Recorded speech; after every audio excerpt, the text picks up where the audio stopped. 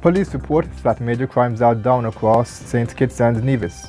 Regional delegates strategize the way forward in Caribbean trade after Brexit. Traffic lights successfully tested. And construction continues on a new health center in Tabernacle. Those stories and more are next on the SKNIS Week in Review for the period January 12 to 18, 2018.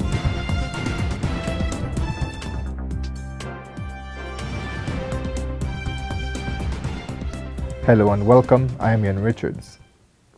Preliminary statistics from the Royal St. Christopher and Nevis Police Force reflect significant decreases in major crimes in the Federation over the past year, which has been a priority for law enforcement as outlined in the 6-point plan for the reduction of homicides and violent crimes of 2015.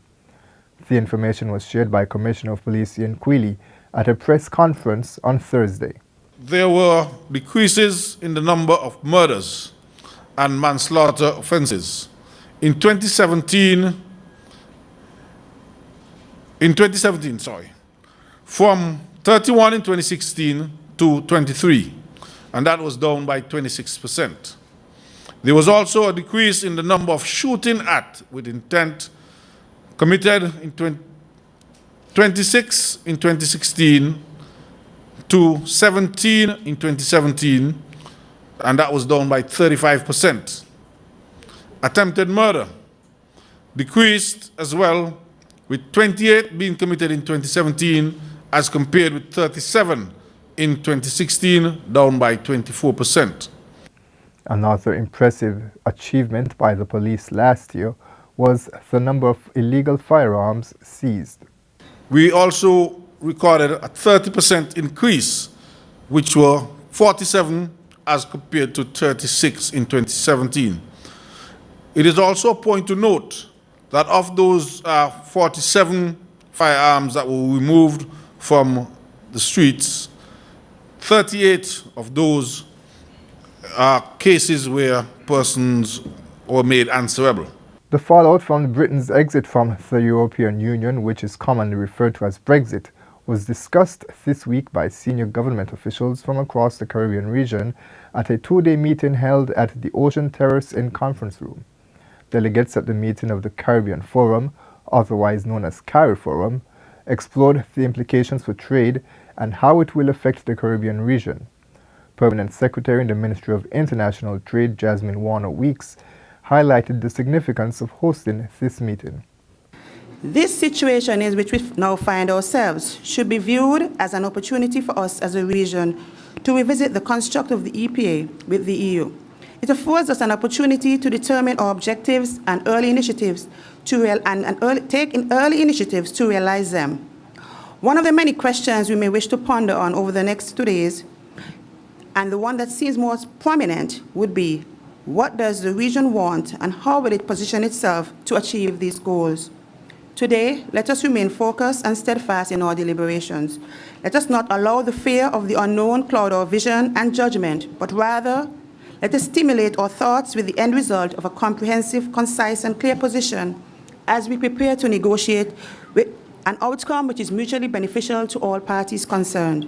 There was a buzz of excitement in downtown Bastia on Wednesday as the recently installed traffic lights began to flash, causing motorists and pedestrians to gaze with pride. The system was being tested by officials on the Public Works Department, St. Kitts Electricity Company, and Synergy Engineering Limited, the Jamaican-based company that installed the lights. Public Works Director Cromwell Williams said the testing was successful and urged residents to prepare for the commissioning of the lights. There needs to be an amendment to the regulations that currently is being finalized by the legal department, and that only requires the signature of the minister with responsibility for transportation. So I anticipate that it can be within a few days that we can actually have the commissioning. But that still needs to be, the final decision still needs to be the cabinet. But I'm saying that from a technical standpoint, I see it can be within a couple of days. A ground blessing ceremony was held on Thursday at the site where the new Tabernacle Healthcare Center is being constructed. A number of government officials joined residents from the area to participate in the proceedings.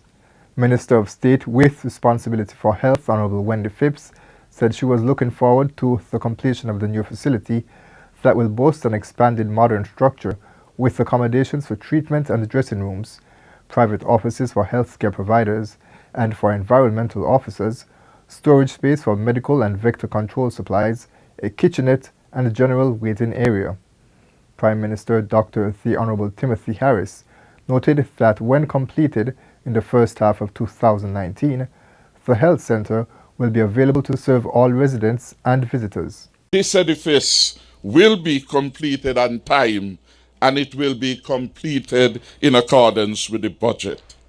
I want you to come again to see the hundreds of people from Bellevue, Tabernacle, Mansions, and Christchurch who will put this facility to good use. Tabernacle happens to be the home, but this facility indeed is open to whoever may need of health care. The Ministry of Culture is forging ahead in producing a national cultural policy, which, according to the Ministry's Permanent Secretary, Stanley Knight, is a document that will capture the vision of how culture can benefit the people and nation of St. Kitts and Nevis. Mr. Knight's comments were made on Wednesday during this week's radio and television program, Working for You. He spoke about the importance of using culture to shape the national identity. I'll put it this way. Persons don't leave where they are to come and to jump on a plane or jump on a boat to visit a place that is exactly as where they left. So that difference, now what that does is that it has what is called brand value. Our brand is different. So that's the first thing. But that brand must now be invested. And this is where we start to get development. 27 fishermen in St. Kitts have been equipped with VHF marine radios that will allow them, while at sea, to remain in contact with the St. Kitts Nevis Coast Guard or the Department of Marine Resources. The Uniden radios were provided to the registered and active boat owners that fish for a living. They were acquired under the Climate Change Adaptation in the Eastern Caribbean Fisheries Sector Initiative.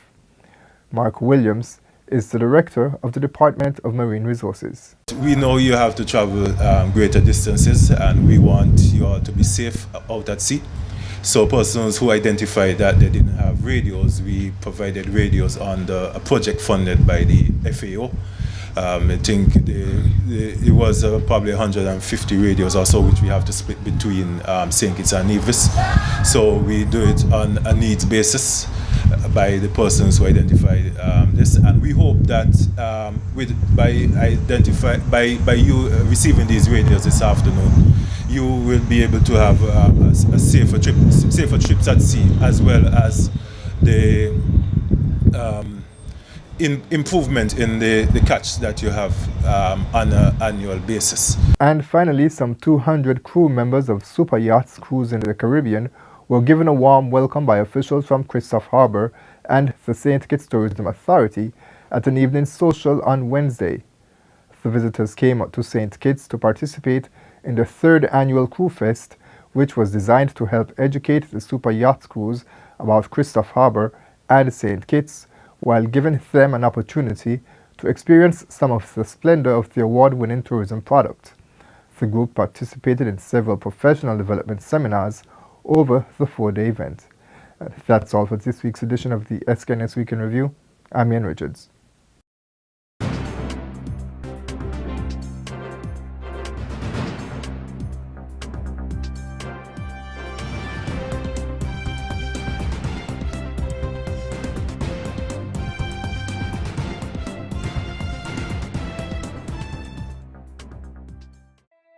Stay up to date with news, programs, and activities of the government with SKNIS. Like us on Facebook. Listen to us on SoundCloud.